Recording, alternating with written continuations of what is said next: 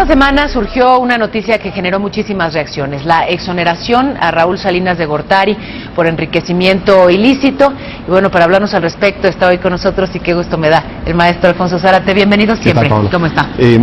Bueno, a mí me parece que vale la pena mencionar que hace unos cuantos días uno de los ministros de la Suprema Corte de Justicia hizo un señalamiento reconociendo el nivel de irritación que hay en la sociedad mexicana.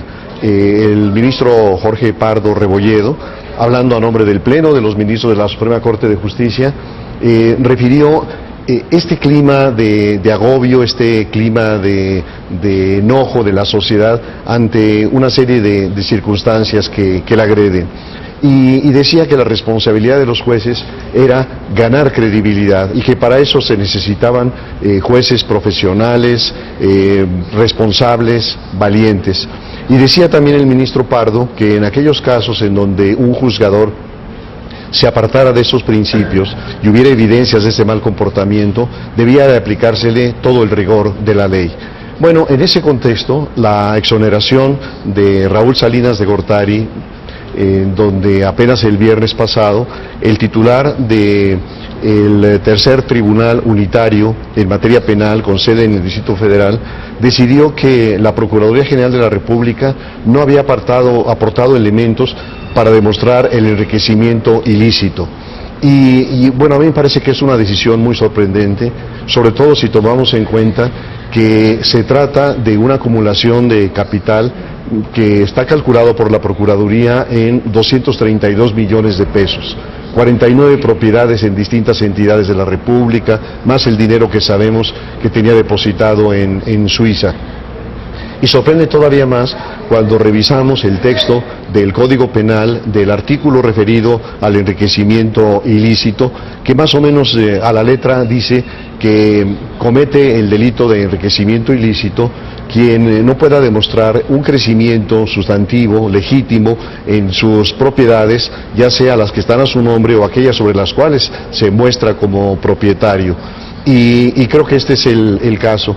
Además hay que recordar que independientemente de la decisión de la justicia de declararlo no culpable, existen testimonios, pienso por ejemplo en uno que se conoció en el año 2000, que lo transmitió precisamente Joaquín López Dóriga, y que fue una llamada telefónica entre Adriana Salinas y Raúl Salinas, que estaba en prisión, en donde hablan precisamente de los millones de dólares depositados en Suiza, y Raúl Salinas dice que es una cobardía de su hermano el no hacer una defensa de él, inclusive criticarlo públicamente, porque dice Carlos sabía perfectamente de los fondos y del destino de los fondos.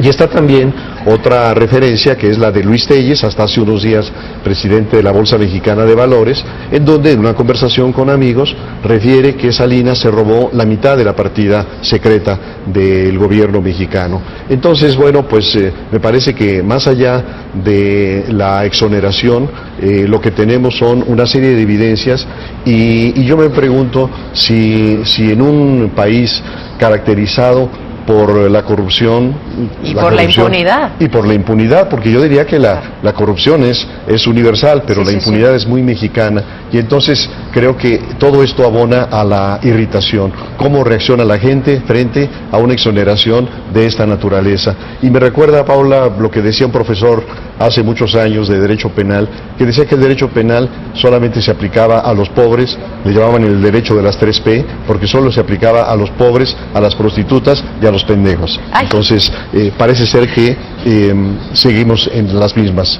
Pero además me queda claro, maestro Zárate, que es una decisión, sí, del Poder Judicial, pero que impacta al Poder Ejecutivo. Sí, porque con todos los señalamientos que hay en torno al presidente Peña, el hecho de que el exonerado tenga el apellido Salinas de Gortari pega de manera directa. Muchísimas gracias. Un gusto. Gracias, maestro.